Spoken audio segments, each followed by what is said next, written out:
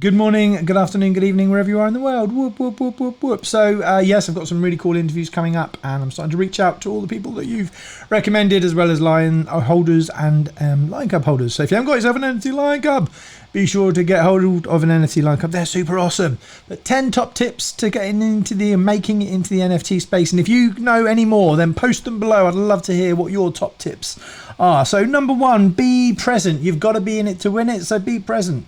You know, that is super important. Number two, be yourself. There's no point being anybody else. There is only one you. You're all one 400 trillion. So be yourself. Don't try and be anybody else. Be persistent. Be the river, not the rock. I always say be the river, not the rock.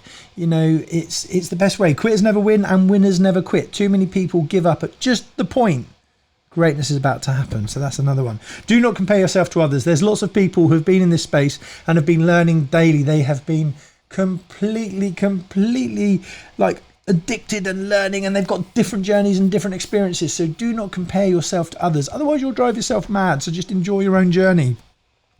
Listen to your heart. Listen to your heart and your head.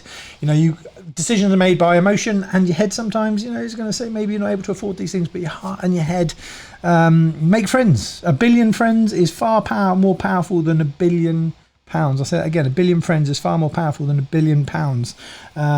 Believe in you. If you don't believe in you, then who else is going to believe in you, right? You know, you got to believe in yourself. You got to believe in your artwork. In fact, would you buy your own artwork? So, you know, believe in you. Share your story. If you get a chance to share your story on stages, or you go into Clubhouse, or you go into Twitter Spaces, share your story, but don't go with your whole story. Just salt your story, little crumbs, little bits of information that people might want to find out more. You don't have to give all of it all in one big good go.